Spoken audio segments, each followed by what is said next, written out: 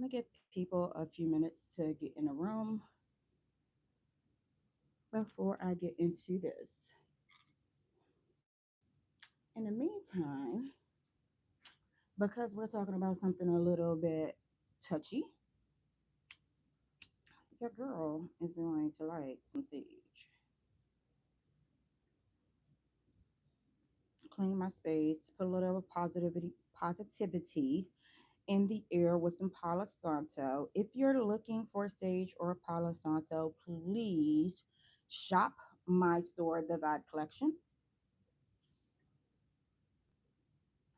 I wanted to come to you guys and give you a little story time because some things have recently unfolded that I didn't really share when I gave the story about my ex husband going to jail. Um, and I had a few little downloads this morning when I started journaling. And typically, wouldn't suggest sharing your journal entries with everybody, but for today, I feel like it's probably a good idea to share a little bit of my journal entry this morning in regards to this situation. So, y'all read the title, so you already got a little bit of an idea about what is going on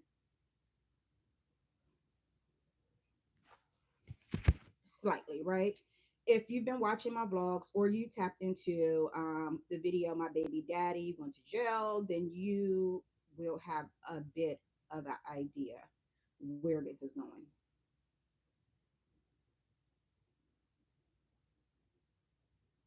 And I need to meditate a little bit, y'all, before I start working on taking photography and content and all of that of my pink moon beads. I am so behind. When was the pink moon? Like 3 weeks ago, y'all. I am so behind on getting some of these strands up on the store. And before I start fooling with those beads and start doing photography, I really want to meditate.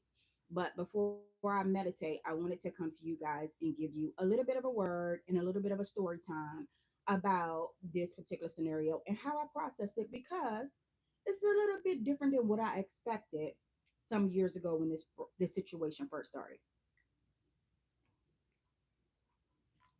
Okay, so story time. Y'all, when I was younger, say I was about 22 when I got pregnant with my son and I got married, right?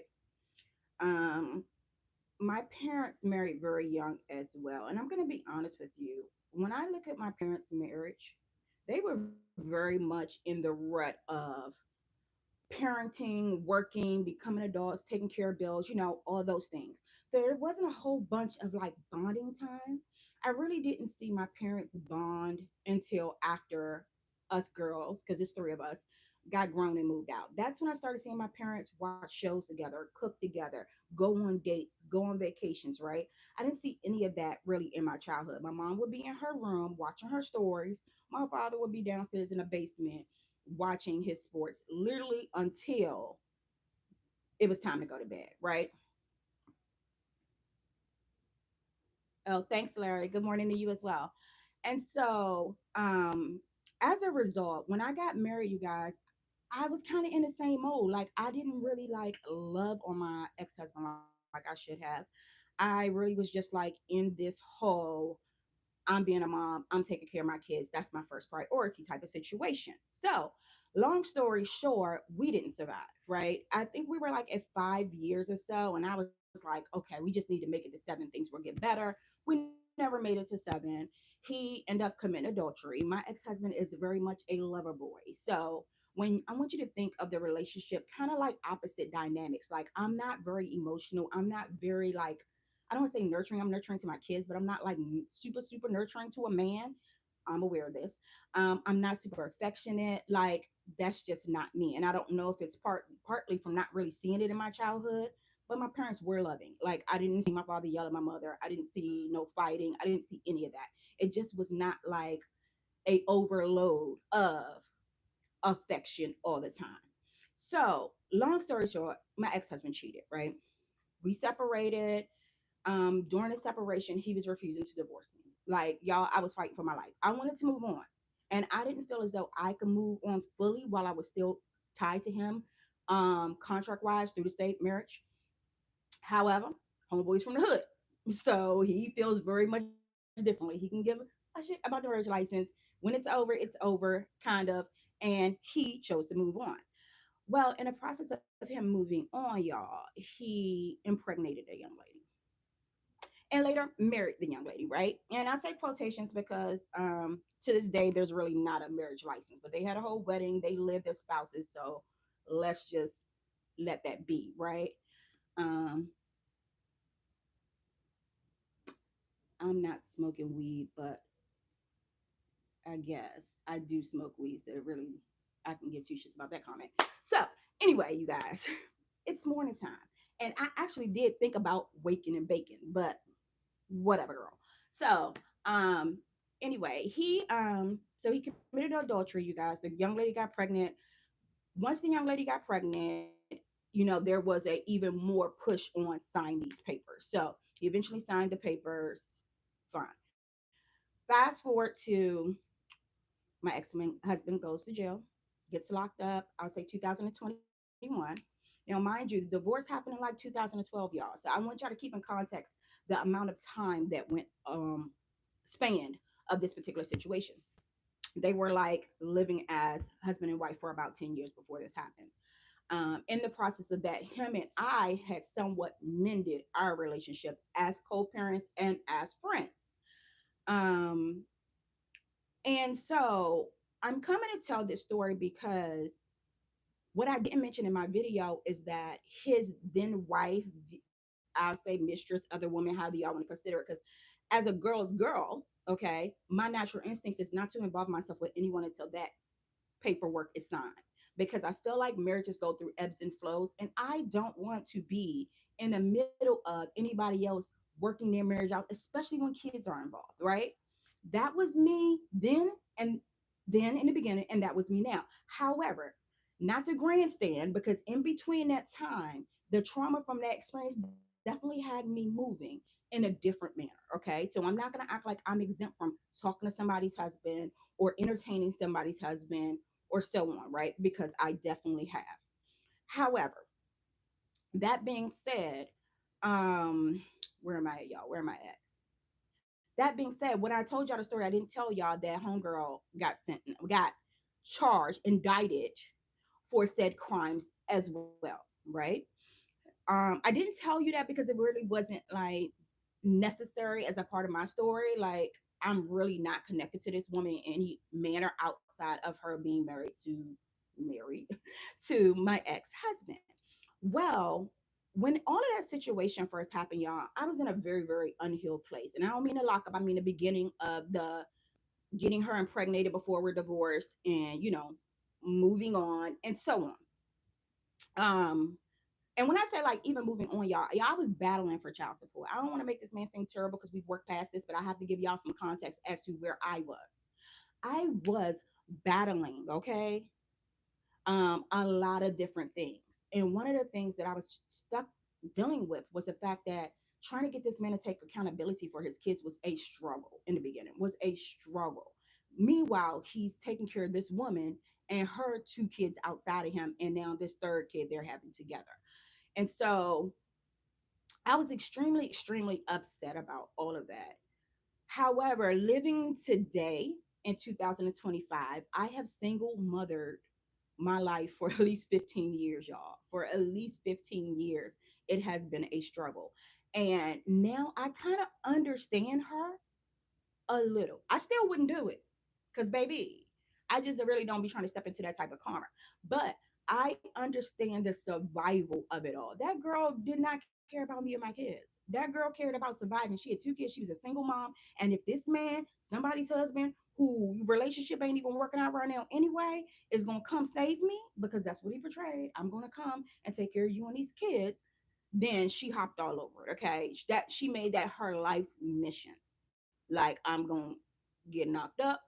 He gonna be stuck with me. Oh, you don't want to sign them divorce papers? Boom, I'm pregnant. I guess you got to sign them now. Type of thing. I don't even know if she knew that he was refusing to sign the divorce papers. I have not had a conversation with this lady, by the way. So anyway, fast forward, you guys. As of April 30th, she was sentenced to 4 years incarceration. Okay, 4 years. She has a 4 year sentence there, you guys. 4 year sentence. for these charges that she committed with my ex-husband. Now, I'm coming to talk to you because, oh, Ebony, 10 years ago, 15 years ago, baby, I was waiting for this karma. I was waiting for this karma to hit both of them. When I tell you, I wanted these people to pay, I wanted them to feel everything they put me through, right? However, because it took 15 years and because I had did so much work on self, it didn't hit the way I thought it was going to hit, y'all. It did not hit the way I thought. Like, my ex-husband got sentenced to 8 years, right? He got sentenced to 8 years. And I want y'all to keep in context that, while I'm telling you this story, it may seem like I'm being a little softer on him than I am her. And the only difference in the situation is I've already unleashed on him. I've had no conversations with her. I don't even see it fit or necessary to have a conversation with her. I don't expect an apology from her. I don't expect anything from her at this point, right? But I've had several healing conversations with him and several like energy offloads, like just dumping it. Okay. So I'm kind of in a little bit of more of a peaceful space when it comes to his part of it. Her part of it, I'm in a more understanding space, but still not peaceful because now that your girl has done some healing, I'm even more in a place of, yeah, I could never do that to another woman. You know what I'm saying? Type of thing. Even though I was there then. Okay. Um, so what I wanted to do was read you a little bit of my journal entry this morning in regards because again, once you do the work and once that karma hits, it don't feel the same. Like I really felt bad for this girl, but I was glad in a sense that she only got 4 years and she didn't get the 8 that he got for several reasons. Number one being that, just like I told him, as a husband, even if you had to resort to that, which you shouldn't have, because you're not stupid, you could have found a way to make money legally or whatever you want to do. Um, your wife should have been protected by any means. Your wife should have been protected. But with that being said, as well as a wife, if my husband is struggling to pay the bills, I am going to step, especially if I'm not working. It's different if I'm already working, he's working, we're just really struggling. But and from a standpoint of he's working to pay these bills and he's struggling, I'm going to get a job before I let my man or my husband or whoever go out here and commit crimes to pay our bills. I'm not going to do that. So they really dropped the ball on each other, but I've already addressed with him where he dropped the ball and where he was wrong.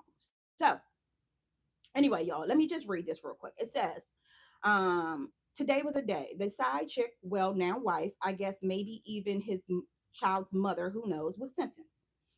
That's a lot to unpack already, right? But I'm taking this moment as an opportunity to reflect, not on her or him, but on how far I've come. Let this be a testament to my healing on honest, messy, deeply virtual download for the Vibe Tribe. If you're watching this, I'm considering you to be the Vibe Tribe, y'all. Okay. And if you haven't watched my blogs, please watch my blogs. It's really just a compilation of my healing journey, becoming a yoga teacher, my small business. I sell crystal waist beads and anklets and sage, etc. Healing products for domestic violence survivors and more. Okay. So here's the truth. I've struggled with forgiveness, especially when it comes to her. And that's hard to admit as someone who shows up online as a girl's girl, someone who believes in supporting and uplifting other women. But forgiveness isn't always pretty. It's layered and honestly, sometimes ugly. While she owes me nothing, the reality is I've wrestled with the part she played in the destruction of my marriage and the rippling effects that came with it. Like my kids being thrusted into a version of poverty. Okay, middle class, but you get the point. And yes, I know he's the one to blame, but me, I know that what makes this even more complicated is with him, I've had these conversations. With her, I have not. And again, like I told you, I don't feel the obligation to do so. I've held him accountable. I've said the things that needed to be said. One of those things was pointing out that as a husband, he felt to protect her. Because let's be real, why is she getting wrapped up in distribution and conspiracy charges with him? Whether she had a bigger role than he's letting on, doesn't even matter.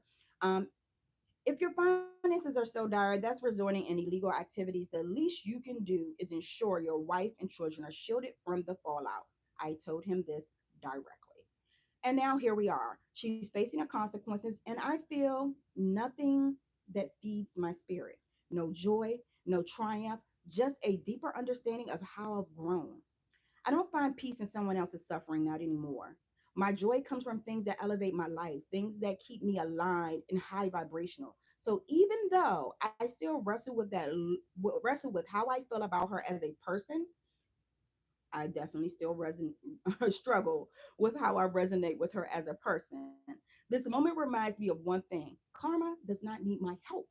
Okay, that's just one aspect of it, y'all, because I want to get into how we're not owed karma for anybody else's fuck ups or how anybody else did us, right? So let's talk about why we attach ourselves so deeply to other people's karma. We're flawed souls, selfish at times, creating endless opportunities for bad karma to come our way. And yet, we cling to the idea of witnessing someone else's downfall. Why? Do we even know if what's happening is their karma or ours? Or maybe it's karma for someone else they've hurt along the way. We don't know, and we still wait. For what? Balance? Vindication? What if I told you the thing you're holding your breath for, the downfall fall you're waiting to see, is not the karma you think it is? What if I told you that the bad thing that happened to you was your karma? Would that change how you looked at it? Why do we feel entitled to someone else's karma? What kind of life are we living when our peace depends on someone else's suffering? What value does it bring to sit around waiting for a cosmic reckoning that isn't even our business? Are you still holding your breath, waiting for the world to crumble to see if you can finally exhale? If so, I urge you to ask yourself, how is this helping me grow? And more importantly, why do you believe you need karma for closure? Here's the thing: karma, she's precise. She doesn't need you to wield her like a weapon. Revenge and protection are not the same. And when you blur that line, you risk inviting karma back into your doorstep. I won't lie, my Scorpio energy has screamed for revenge many, many times. It wanted to sting, even the score, but I've learned to quiet that voice. I've learned to trust that karma, though slow, is always on time. I've also come to accept that some of the pain I've endured might be my own karma or past choices. And instead of fixating on why me, I choose to release it, to live in a way that builds more good karma than bad. These days, I focus on protection over retaliation, being protective being proactive rather than reactive. It's a work in progress, but it's also a piece I wouldn't trade for anything. So, Vibe Tribe, this moment isn't about her or him or even the sentencing. It's about me. It's about my journey. It's about the healing that allows me to sit in my messy truth. I hope this video finds a woman who is struggling with the grief, betrayal, heartbreak, and the anger of a cheating spouse. I know everyone is telling you that you shouldn't be mad at the side chick, but understand your feelings are natural. May this video feed your soul in a way that helps you heal and evolve out of this much faster than I did. You deserve happiness, you deserve peace, and you deserve to be free beyond this betrayal. Okay, so also what I wanted to highlight, y'all, was at some point in time, right? Let me see. Let me get back to my notes. This is the other part I put in here. Okay. So someone else's karma is not owed to us. Mindset shifts. And how is it if you're healing right by the time karma hits you, you will not feel the same because you've already processed that experience from a growth perspective, right? Thank you so much. Thank you so much. I'm good. I hope you're doing fine as well. Okay, so I'm going to process that experience from a growth perspective. You focus on the gains, whether it be an increased self love, a gain from the ability to enforce stronger boundaries, stronger discernment. Like imagine finding the love of your life and still holding on to anger, resentment, and the urge to want to see your abuser pay or your cheating ex-husband pay. Let's be real here. If your abuser or cheating husband didn't abuse or cheat you, if you didn't have that experience, number one, you could still be with him and not have met the love of your life, right? Um, If the abuse and cheating didn't happen, it would not have changed you in a way to make you attractive to the love of your life, right? It's natural to want revenge when someone gets does something to you, and it's natural to want to see them pay. But that's not what this journey is about. It's about growing, evolving, and shifting your mindset in a way that will aid you in that growth.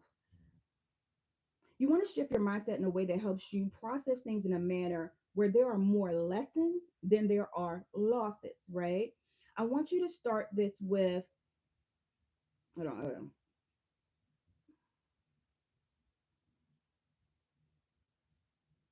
I think that's it, y'all. That's it. That's it. So, all in all, the reason why I wanted to come do this video, and I wish I would have started vlogging back then so I could really like see the growth visually firsthand. Because I'm pretty sure if I went to that video back then, I would be going in, y'all. I would have been going in on sis.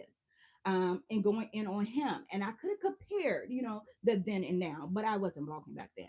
But I do have a real life example of how fast this growth is, okay? Again, please subscribe, please like the videos because I want y'all to, if you're in a space of healing, if you're a single mom, if you've experienced abuse, domestic violence, toxic relationships, all of that, right? If you're just a girl's girl, subscribe to my channel and follow the video because baby, when I tell you the healing, the journey is alive in real life television for you, baby. If you watch a video a few months ago, you guys, back in February, long story short, I've been in child support court for a year and a half with my daughter's father. And the last hearing that we had back in February, he showed up with his baby mama. I don't say other baby mama because I don't consider myself his baby mama. Okay. He showed up with his baby mama. And I did a video when I was leaving court, y'all, and I went in. I went in on her being, well, her, not just her, but women in general standing by bad men in bad behavior, right? So you got these men who go out here, play with other women's feelings, play with other women's hearts, drag them through the dirt, and then go back to the woman that's going to be their ride or die. Like, at what point in time do you start considering other women? Like, I get you considering yourself, but that's even bad to consider yourself. It's okay for this man to go out here and do whatever and come back to me. But just the mere fact that you're allowing him to go out here and hurt women and he doesn't care, there's no consequences because he really wants you and he coming back to you. I don't even know if he really wants you. He's just coming back to you because you're there and available. You get what I'm saying?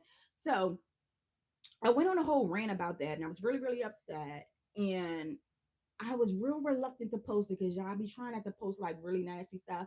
I was real reluctant to post it, but something tugged on me and said, "No, post it anyway. Post it anyway."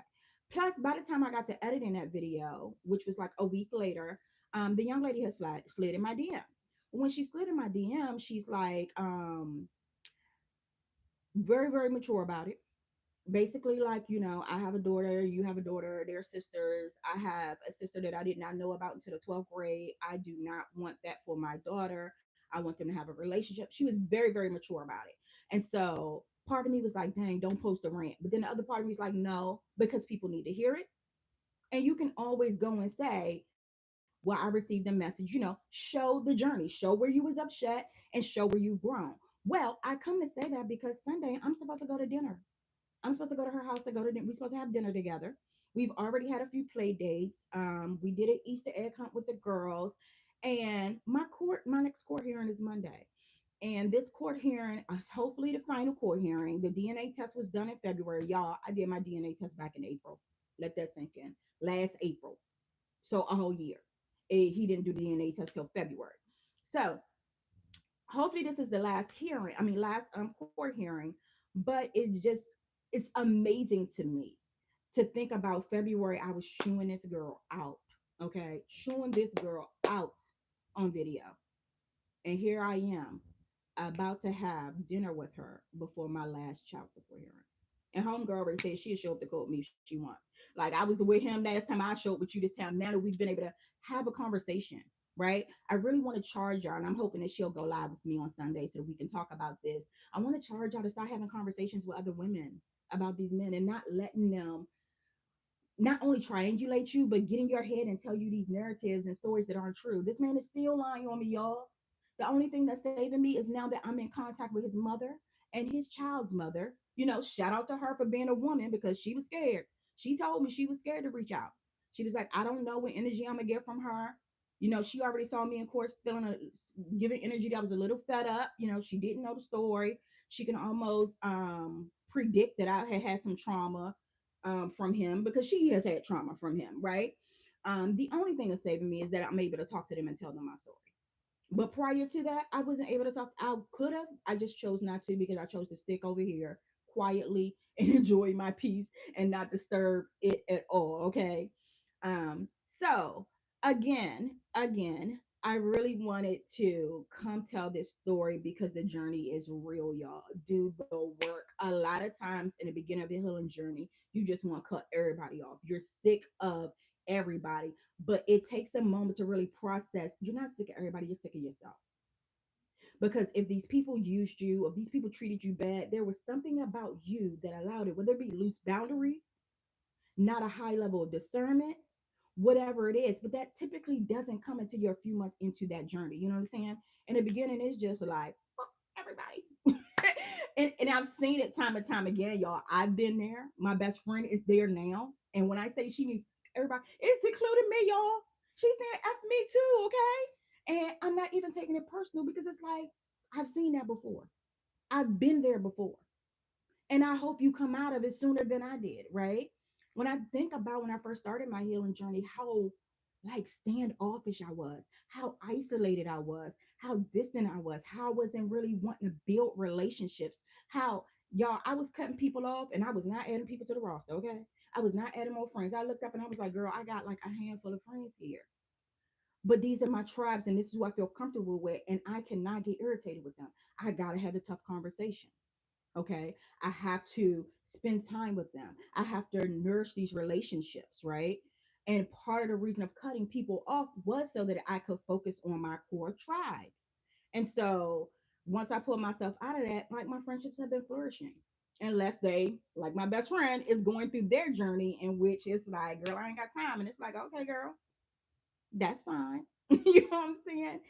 So anyway, y'all, I'm about to go meditate. I might stay on. I'm trying to decide, should I stay on here, y'all, and meditate, or should I get off? Does anybody want to meditate, or do y'all are y'all done? I hope I gave y'all a word this morning.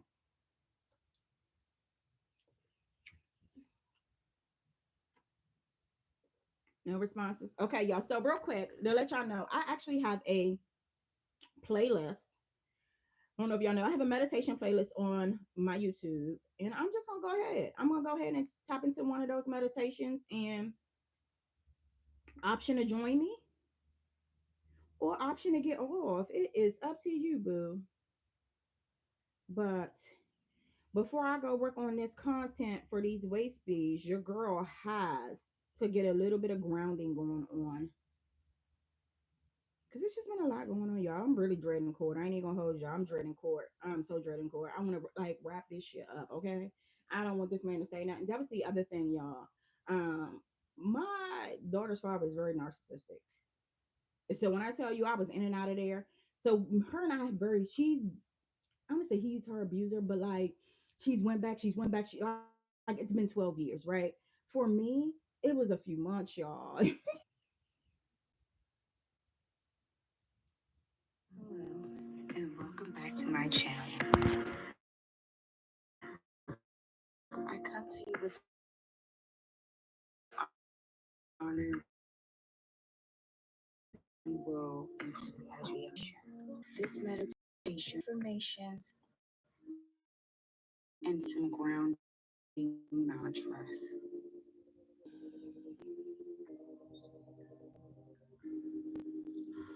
Take a moment to get seated in a comfortable position with your root chakra grounded and your crown chakra held high towards the sky.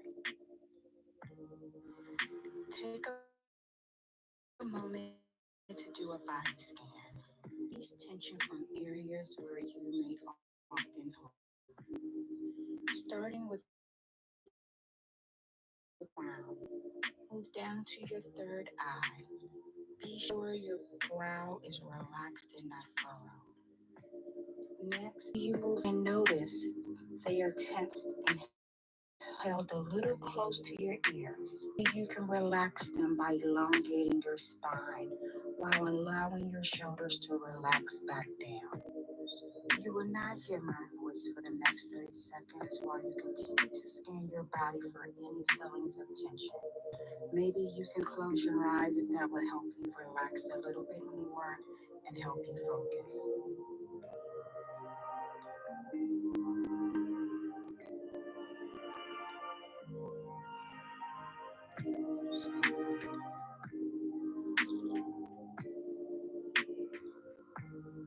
Bring your attention to your breath.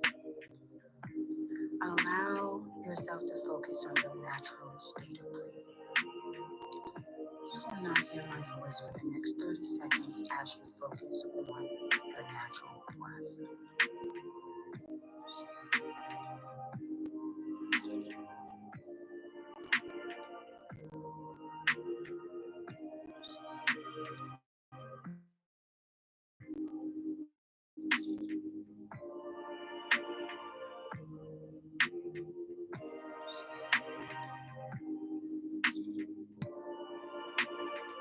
Maybe you can take a moment here to be intentional about our breath work. Maybe you could breathe in for 4 seconds and then hold it for 4 seconds, then release it for 4 seconds. Or maybe if this is too challenging at the moment, you can resume back to your natural state of breathing.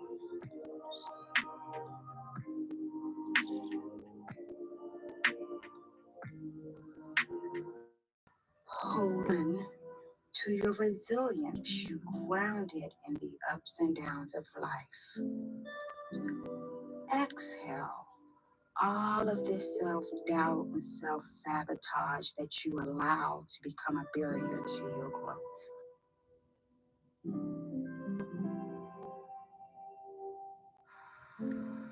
Start to notice your breath. Acknowledge that your breath is prana and acknowledge brings life to both your inner and your breath to guide you into a deeper self. Be present in this moment.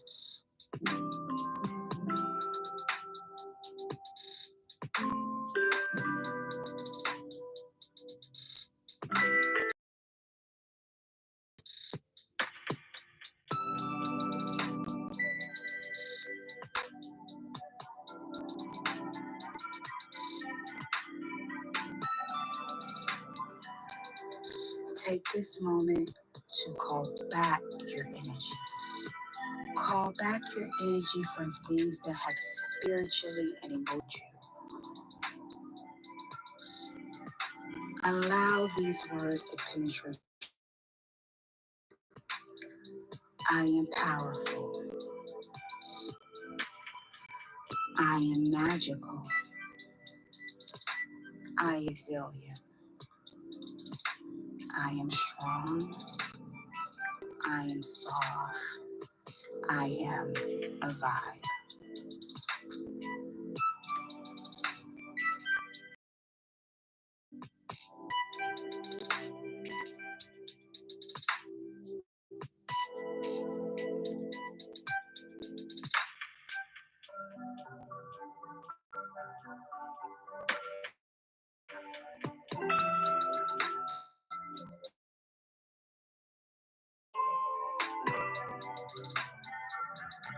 Take a moment to have gratitude for what you have been able to accomplish and grace for what you have not yet.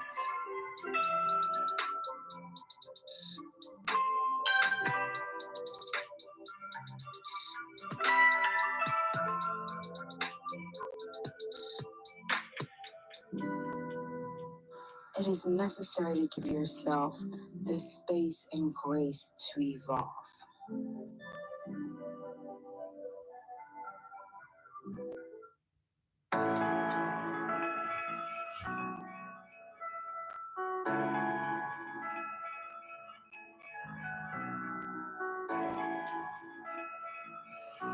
Dig deep into the root of you. the sound.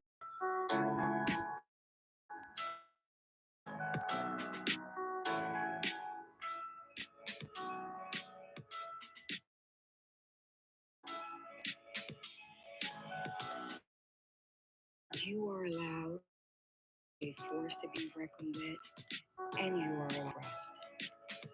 You are allowed to do yoga, and you're allowed to eat herbs, and you're allowed to smoke them. You're allowed to be strong and soft at the same time. Duality is your friend. You are your own sanctuary. Allow the energy of the earth to flow through you. You are safe, you are protected, and you are grounded.